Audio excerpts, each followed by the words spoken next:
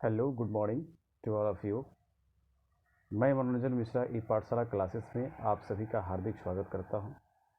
जैसा कि आप सभी को मैं बताते चलूं कि बहुत दिनों से स्टूडेंट्स की डिमांड थी कि एक ऑनलाइन क्लासेस की शुरुआत की जाए। बहुत सारे स्टूडेंटों ने हमसे संपर्क किया कि सर एक क्लास को स्टार्ट किया जाए। तो आप सभी के लिए मैं क्लास 9th और 10th का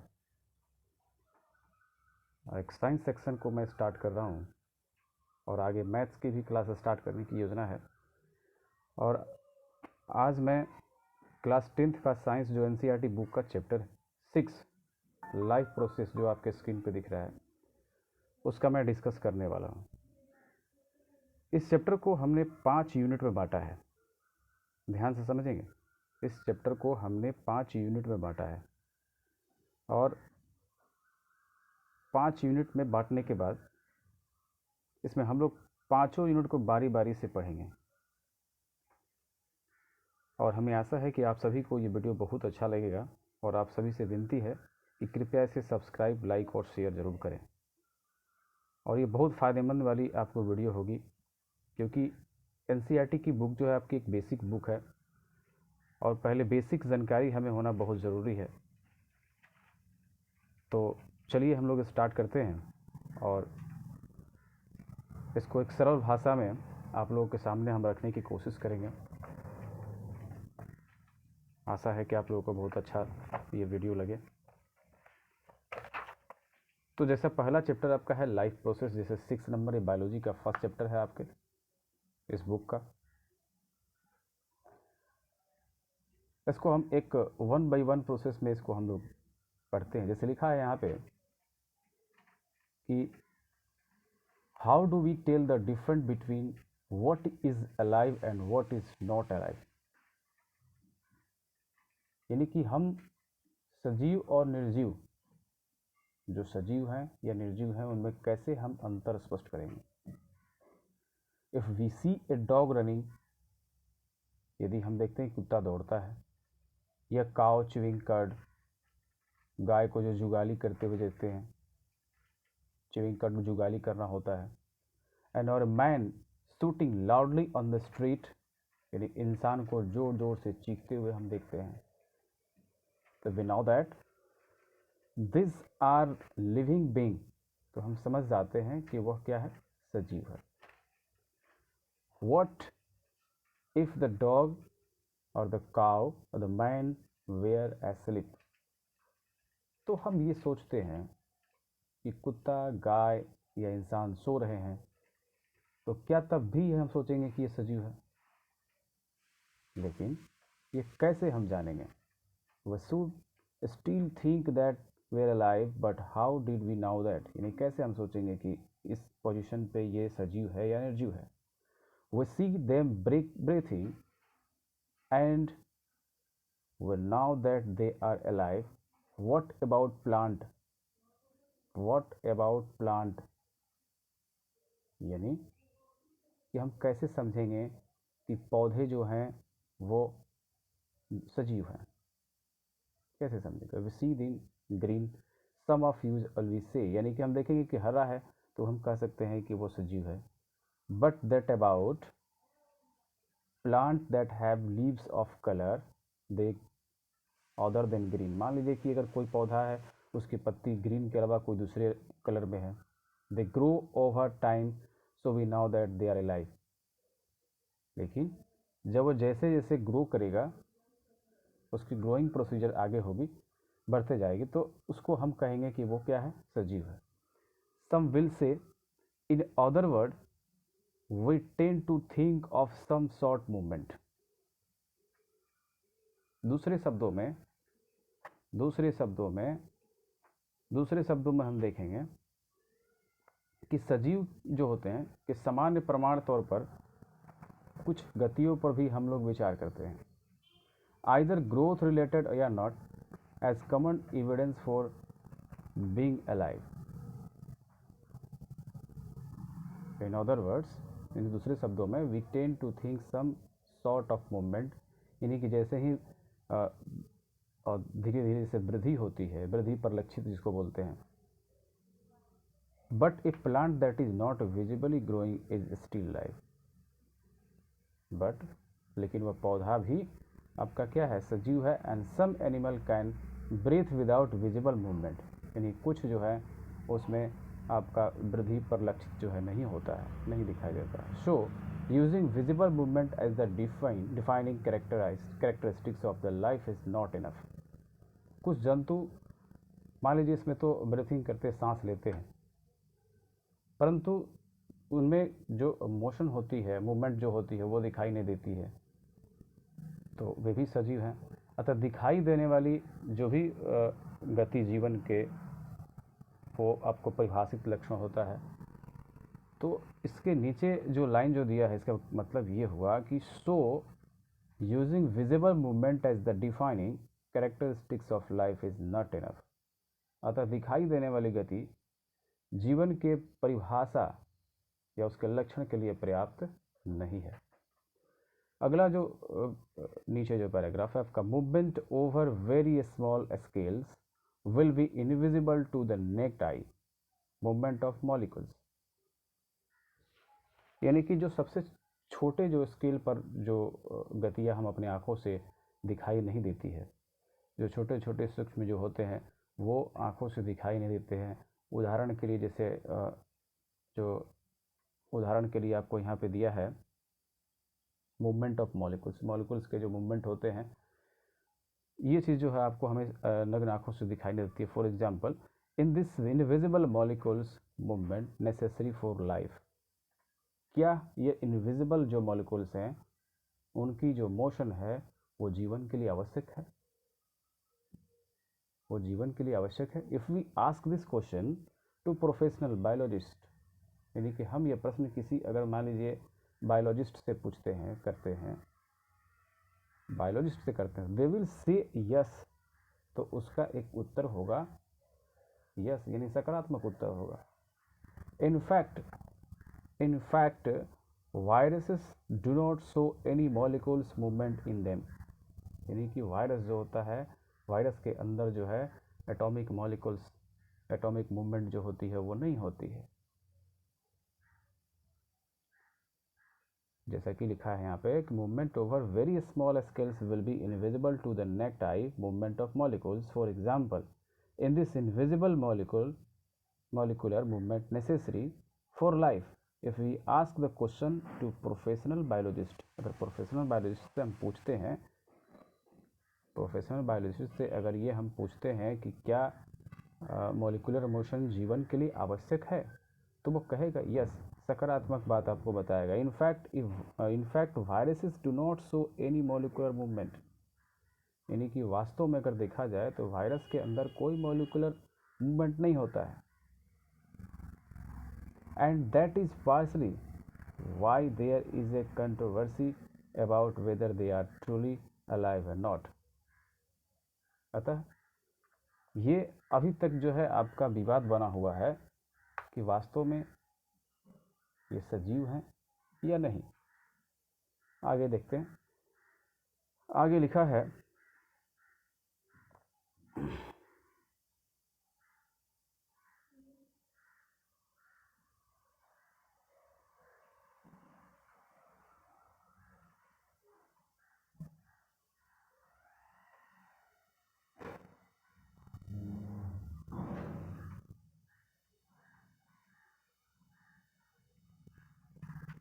चलिए, जैसा कि यहाँ पे अगले पैराग्राफ में दिया है कि वाई आर मॉलिक्यूल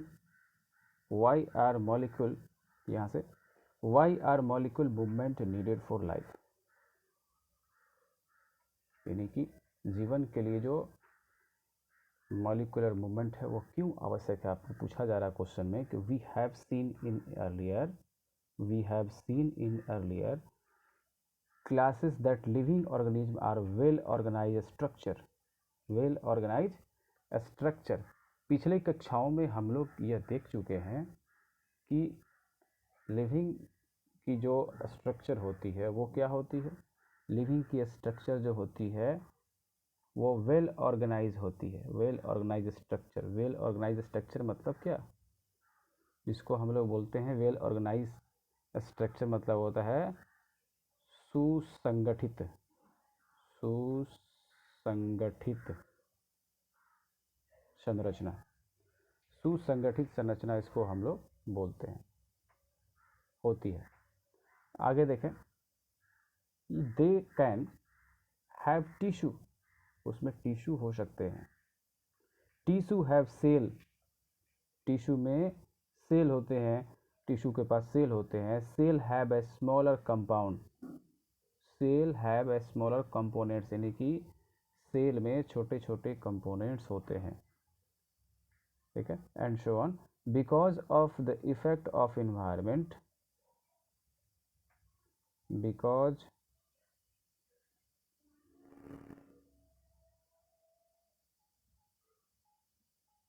चलिए बिकॉज, यहाँ जैसे बिकॉज लिखा है, because of the effect of environment, because of the effect of environment this organise offer nature of living structure is very likely keep breaking down over time, यानी कि ये living की जो स्ट्रक्चर, जो संगठित स्ट्रक्चर है, सुव्यवस्थित संरचना है, समय के साथ साथ, समय के साथ साथ इफेक्ट ऑफ इन्वायरमेंट, पर्यावरण के जो प्रभाव होते हैं उसके कारण, प्रभाव के कारण, disorganise order nature of living structure very likely keep breaking down, यानी कि धीरे धीरे प्रभाव के कारण विघटित होने लगती है और इसकी जो व्यवस्था होती है, अरेंजमेंट जो होती है, वो टूटती है, जिसके कारण, व्यवस्था जो टूटती है जिसके कारण, if order break down the organism will no longer alive, यानी कि जीव जो है लंबे समय तक जीवित नहीं रह पाएगा, लंबे समय तक जीवित नहीं रह पाएगा। So living creatures must keep repairing and maintaining the structure, अतः जो लिविंग होते हैं,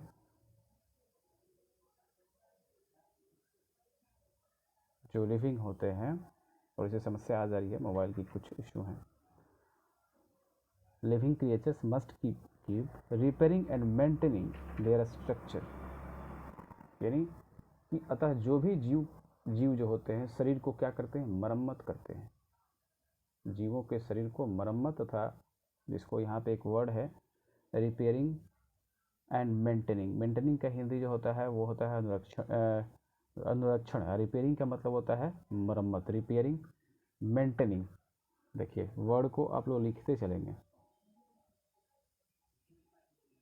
मेंटेनिंग जो दे रहा है, अच्छा इसको बड़ा कर लेते हैं,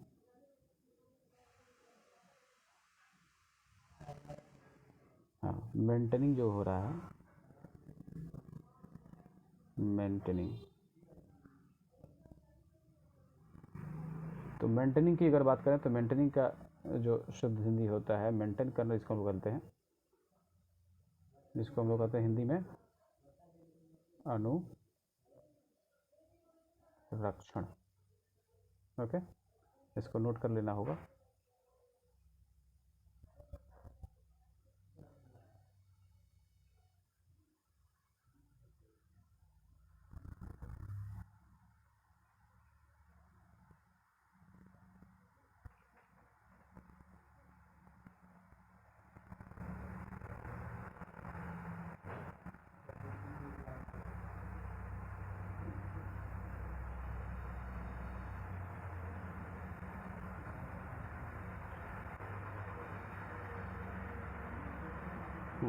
आइए,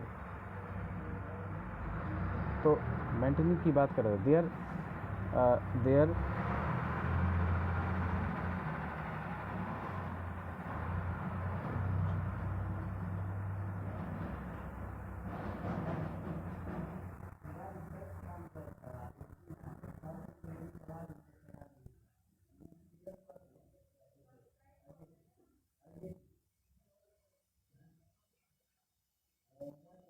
चलिए आ जाइए, तो यहाँ लिखा है maintaining their structure, maintaining their structure, जैसे कि maintaining their structure. Since all these structures are made up of molecules, they must move molecules around all the time. यानी कि जीवों के शरीर को मरम्मत और अनुरक्षण की आवश्यकता होती है, क्योंकि ये सभी जो स्ट्रक्चर होती है किससे बनी होती है? मॉलिकुलर से बनी होती है। मॉलिकुलर मतलब क्या होता है? अणु बोलते हैं उसको हिंदी में। अतः उन्हें मॉलिकुलर को लगातार जो है they must move molecular around the time, around all the time, ये लगातार जो है उसको गतिशील बनाए रखना चाहिए। तो ये चीज़ रहा। लिखा है कि what are the maintenance process in living organism. यानी मेंटेनेंस प्रोसेस जो है लिविंग ऑर्गेनिज्म में, ये कैसे हम लोग समझेंगे, इसको हम आगे नीचे वाले टॉपिक में समझेंगे। जैसे लिखा है कि what are life process. Life process क्या है? लाइफ प्रोसेस क्या है? देखिए जैसे यहाँ लिखा है,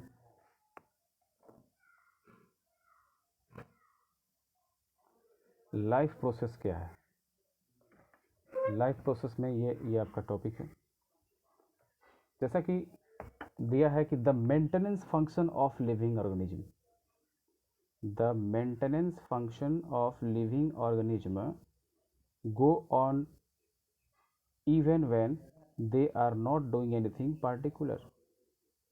यानी कि जीवों का जो प्रोसेस है, लाइफ प्रोसेस है, maintenance function of living organism, यानी कि जीवों का अनुरक्षण जिसको बोलते हैं, कार्य निरंतर जो है होना चाहिए, और यह समय भी चलता रहता है। जब वे कोई विशेष कार्य नहीं करते हैं, जीव कोई विशेष कार्य नहीं करते हैं, जैसा कि यहाँ लिखा है कि even when are just sitting in class, यानी कि हम क्लास में अगर बैठे हुए हैं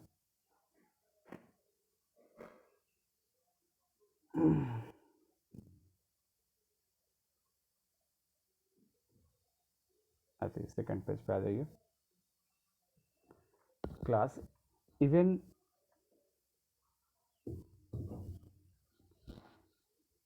even we are just asleep this maintenance job has to go on.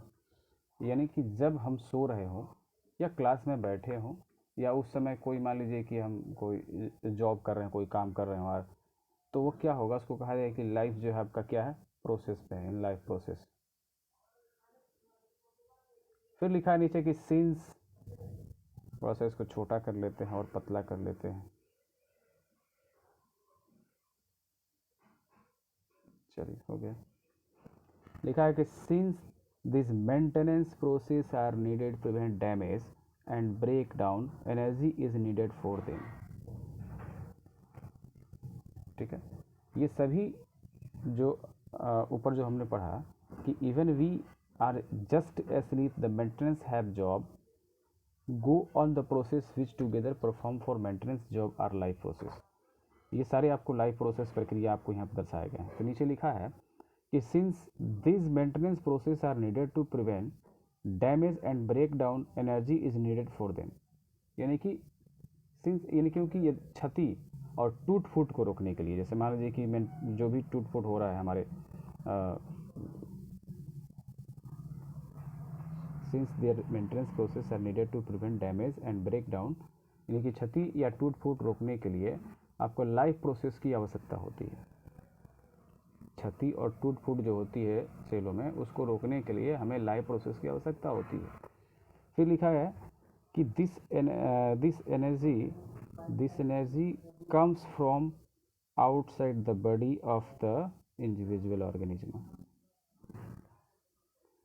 so there must be a process to transfer a source of energy from outside the body of organism। यानी इसका मतलब हुआ कि ये जो एनर्जी होती है किसी एकल जीव के शरीर के बाहर से ही आती है। जैसे लिखा है कि this energy comes from outside the body of individual organism, यानी एकल शरीर से ही बाहर आती है, एक ही शरीर से। इसलिए ऊर्जा के स्रोत का, जो ऊर्जा का सोर्स होता है, का बाहर से जीव के शरीर में, जैसे लिखा है यहाँ पे कि so there must be a process to transfer a source of energy from outside the body of the organism. यानी कि इसलिए एनर्जी का जो सोर्स होता है बाहर से जीव के शरीर में, ट्रांसफ़र के लिए जो है प्रोसेस होना चाहिए, कोई प्रोसेस होना चाहिए। ट्रांसफ़र के लिए कोई ना कोई प्रोसेस होना चाहिए।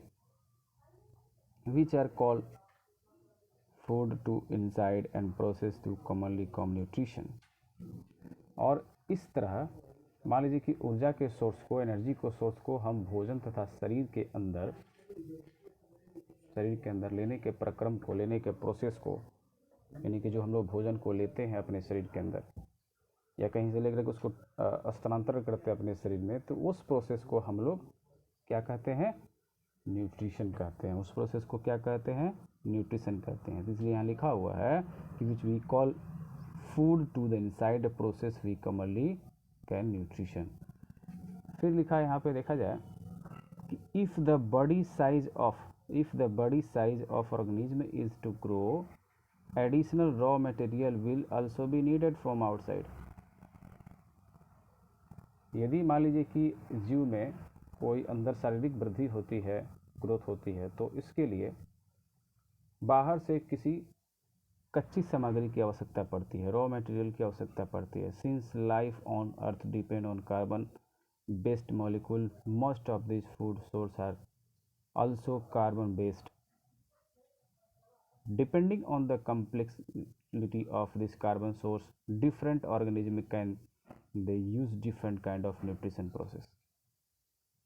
यानी कि कच्ची सामग्री की तो आवश्यकता पड़ेगी आपको, अगर शारीरिक वृद्धि करनी है तो कच्ची सामग्री की आवश्यकता पड़ेगी, क्योंकि पृथ्वी पर, अर्थ पर अगर बात करें तो जीवन जो है कार्बन आधारित मॉलिक्यूलर पर निर्भर है। कार्बन आधारित मॉलिक्यूलर पर निर्भर, जैसा कि आपके बुक में कह रहा है। इसलिए अधिकांश जो खाद्य पदार्थ हैं वो कार्बन पे ही आधारित हैं, और इन कार्बन जो सोर्स हैं, जो कार्बन के जो भी सोर्स हैं, वो जटिलता के अनुसार, कॉम्प्लेक्सिबिलिटी के अनुसार जो है विभिन्न प्रकार के जीव, विभिन्न प्रकार के पोषण प्रक्रम जो इसमें आपको दिखाई देते हैं। फिर लिखा है यहाँ पे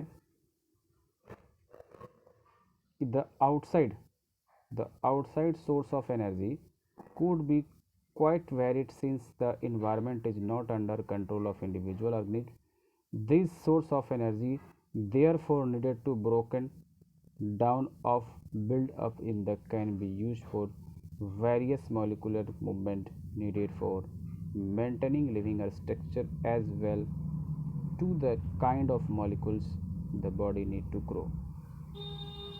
The body need to grow. This source of energy, दिखा ना, this source of energy therefore needed to broken down, built up in the body and must be finally converted to uniform source of energy that can be used various molecular movement need for maintaining living structure as well as the kind of molecular body needed to grow.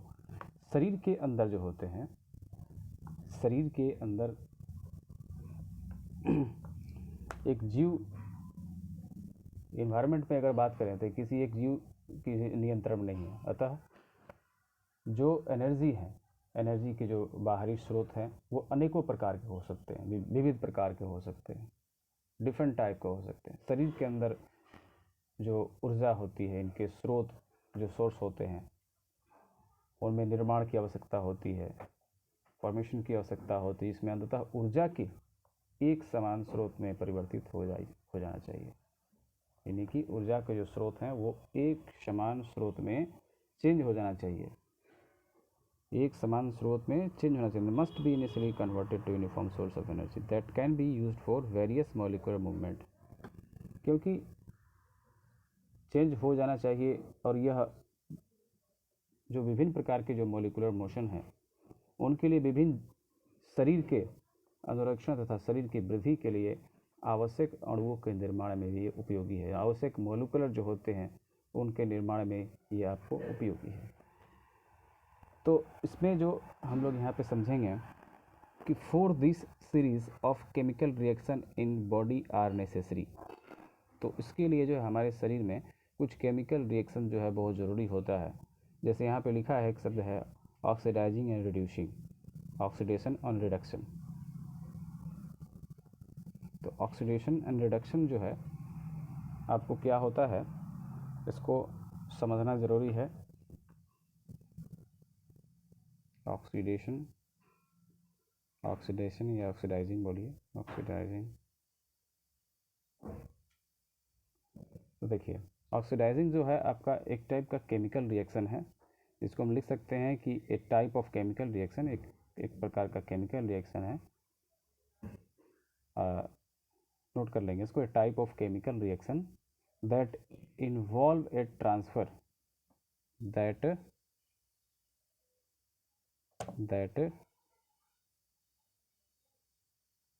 involve a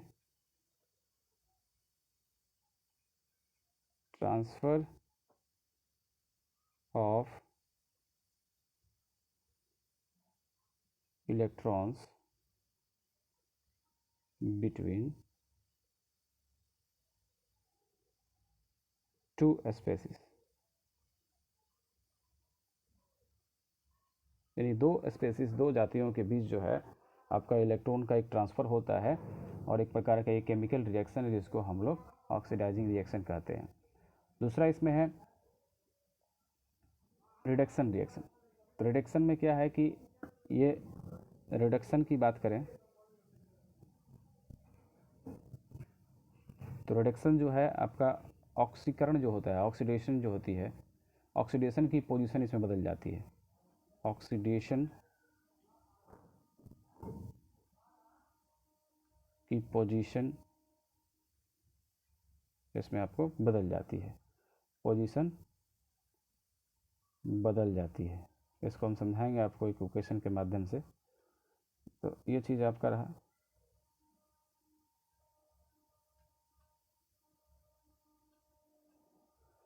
तो जैसे कि यहाँ पे हम लिखते हैं कि Fe2O3 फिर 3CO, ये आपको आगे प्रोसेस होता है 2Fe प्लस 3CO2। तो हमने पढ़ा है कि एक प्रकार टाइप का ये रिएक्शन है जो कि आपको इलेक्ट्रॉन्स जो है दो स्पेसीज के बीच जो है बढ़ जाती है। तो यहाँ पे Fe2O3 जो है इसके साथ ये जो प्रोसेस हुआ आपका Fe2O3 और 2Fe, इसको हम लोग रिडक्शन कहेंगे।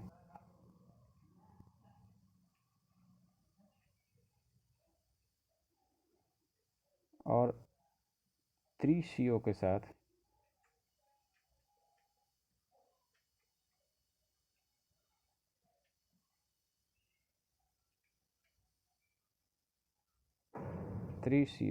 जो है 3CO के साथ 2 के साथ ये आपका प्रोसेस हो गया ऑक्सीडेशन। ठीक है, आगे देखते हैं।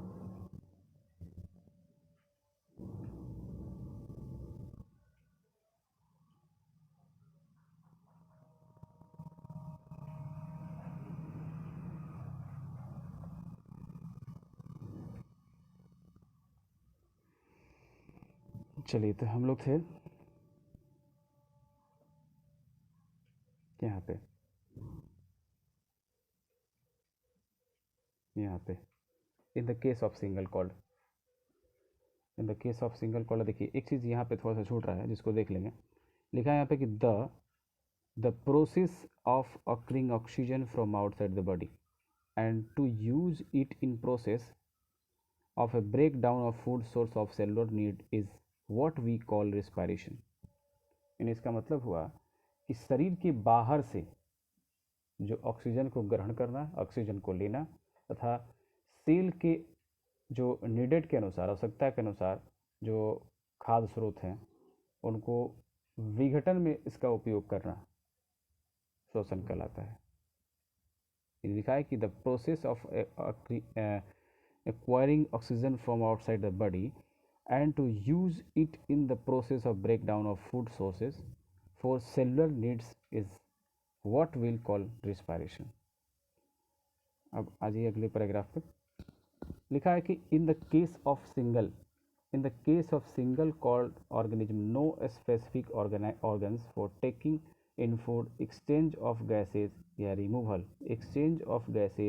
Removal of waste may be needed because the entire surface of oxygen is in contact with the environment। यानी कि in the case of single called organism, यानी कि जो एक सेल की जो जीव होती है, एक सेल वाली जो जीव हैं, वो पूरी तरह से इन्वायरमेंट के कांटेक्ट में रहती है और इन्हें भोजन को मान लीजिए एक्सेप्ट करने के लिए, ग्रहण करने के लिए गैसों का जो आदान प्रदान है, गैसों का एक्सचेंज ऑफ गैसों का आदान प्रदान, या जो आपका रिमूवल वेस्ट है, बेकार की जो पदार्थें हैं, उसको निष्कासन के लिए किसी विशेष अंग की आवश्यकता नहीं होती है, किसी विशेष अंग की आवश्यकता नहीं होती है। लिखा है कि रिमूवल वेस्ट में be needed because the entire surface of organ is contact with the environment, यानी किसी विशेष ऑर्गन की आवश्यकता नहीं होती है। लेकिन अब आगे क्या है, ये लिखा है कि but what happen when the body size of organ increase, the body design becomes more complex. लेकिन जब जीव का शरीर का आकार बढ़ता है, तो उसकी शारीरिक जो रिएक्शन जो होती है, शारीरिक जो प्रोसेस होती है, वो और अधिक जटिल होता जाता है, कॉम्प्लेक्स होता जाता है। तो क्या होता है, ये पूछ रहा है कि तो क्या होता है। In multi cellular organism all the cell may not be direct contact with the surrounding environment. ठीक है, यानी कि जो मल्टी सेलुलर जो जीव होते हैं, वह सभी अपनी जो सभी सेल को अपने आसपास के इन्वायरमेंट के सीधे संपर्क में नहीं रह सकते हैं। मल्टी सेलुलर जो जीव होते हैं, उनकी जो सभी कोशिकाएं जो है, वह आसपास के इन्वायरमेंट से सीधे संपर्क में नहीं रह सकती हैं। तो लिखा है फिर यहाँ पे कि दस इस प्रकार simple diffusion will not meet the requirement of all cell. अतः साधारण जो डिफ्यूजन है, सिंपल डिफ्यूजन जो होती है, सभी कोशिकाओं को, सभी सेल की आवश्यकताओं को जो है फुलफिल नहीं कर सकता, पूर्ति नहीं कर सकता है। अगला में देखा है कि यहाँ पे लिख रहा है कि we have seen previously how in the multi cellular organism various body part have specialized in the function they perform. हमने भी पहले देख चुका है कि जो मल्टी सेलुलर जो जीव होते हैं, विभिन्न कार्य करने के लिए अलग अलग अंग जो है आपको परफॉर्म किए जाते हैं, विशिष्टीकरण होते हैं। फिर लिखा है कि we are familiar with the idea of this specialized tissue and with the organization in the body of the organism। यानी कि हम इन जो भी विशिष्टीकरण जो अंग होते हैं या टिश्यू जो है, ये उनके जीव के शरीर में उनके संगठन से परिचित हैं, उनकी किस प्रकार की संरचना है जीव के शरीर में, उससे हम लोग पहले से परिचित हैं। पिछले कक्षाओं में हमने पढ़ा है कि बहुकोशिकीय जो होते हैं, मल्टी सेलुलर जो जीव होते हैं, उनकी किस प्रकार की संरचना होती है, उससे हम लोग पहले से परिचित हैं। इसी चीज़ को इसमें कह रहा है कि it is therefore not surprising that the uptake of oxygen and food and the oxygen will also be function of a specialized tissue। इस प्रकार इसमें कोई आश्चर्य की बात नहीं है कि भोजन और ऑक्सीजन, लिखा ना यहाँ पे कि फूड एंड ऑफ ऑक्सीजन, भोजन और ऑक्सीजन का यहाँ पे will also be function of a specialized tissue, यानी कि ऑक्सीजन का जो अंतर्ग्रहण होता है या विशिष्टीकरण, अंतर्ग्रहण भी और विशिष्टीकृत भी, जो उसकी स्पेशलाइजेशन जो होती है, जो भी फंक्शन होता है, वो अपने टिश्यू का वो फंक्शन है। परंतु दिया है कि however this poses a problem since food oxygen are now taken up the place in body of oxygen organism while and parts of body need them। This situation create a need transportation system for carrying food oxygen from one place to another in the body। परंतु इसमें एक जो है समस्या आपको पैदा होती है, जैसे यहाँ पे दिया है कि this process a problem since the food. इसमें एक समस्या पैदा होती है यदि भोजन ऑक्सीजन का मान लीजिए कि अंतर्ग्रहण कुछ विशिष्ट अंगों के द्वारा ही होता है, जो उसकी स्पेशलाइजेशन जो है। यानी problem since the food and oxygen are not taken in of the place in the body of the organism, यानी कि कुछ विशिष्ट अंगों द्वारा ही होती है, परंतु जैसे दिया है यहाँ पे कि this situation create a need of transportation system for carrying food and oxygen one place to another in the body, परंतु ये कुछ विशिष्ट अंगों के द्वारा ही प्रोसेस होता है, लेकिन शरीर के सभी पार्ट को इसकी आवश्यकता होती है। और इस स्थिति में this situation create a need for transportation, इस स्थिति में भोजन एवं ऑक्सीजन को एक स्थान से दूसरे स्थान ले जाना, यानी ट्रांसपोर्टेशन उसी को कहते हैं, एक स्थान से दूसरे स्थान को लेकर जाने के लिए जिस सिस्टम की हमें आवश्यकता होती है उसको हम लोग क्या बोलते हैं, ट्रांसपोर्टेशन सिस्टम कहते हैं। जिस सिस्टम की आवश्यकता होती है उसको हम लोग ट्रांसपोर्टेशन सिस्टम कहते हैं। जैसा आगे भी देखते हैं अगले पैराग्राफ में, यहाँ पे when chemical reaction use the carbon source and the oxygen for energy generation, यानी कि जब केमिकल रिएक्शन होता है कार्बन सोर्स और ऑक्सीजन का उपयोग ऊर्जा की प्राप्ति के लिए, एनर्जी की प्राप्ति के लिए ही किया जाता है। लिखा है कि when chemical reaction use the carbon source and oxygen for energy generation they create by product that are not only uses for the cell of the body, यानी कि ऐसे उत्पाद भी बनते हैं जो शरीर की कोशिकाओं के लिए, शरीर की सेल के लिए न केवल अनुपयोगी होते हैं बल्कि वे हानिकारक भी होते हैं, but could even the harmful. The waste by products are therefore needed to remove from the body and discarded outside by process called excretion. तो कुछ शरीर की जो कोशिकाएं के लिए कुछ ऐसे उत्पाद होते हैं जो अनुपयोगी होते हैं बल्कि हानिकारक भी हो सकते हैं, और इन जो बेकार के उत्पादों को शरीर से बाहर निकालना अति आवश्यक होता है, और इस प्रोसेस को हम लोग एक्सक्रीशन कहते हैं। एक्सक्रीशन को हिंदी में हम लोग बोलते हैं उत्सर्जन, इसको हम लोग क्या कहते हैं, उत्सर्जन कहते हैं। ठीक है, तो लिखा है कि again if the basis rule for body, अगले पेज में चलते हैं।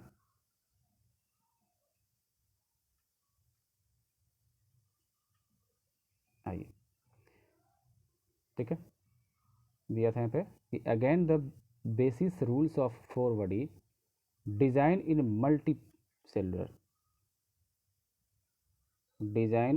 multicellular organism are followed.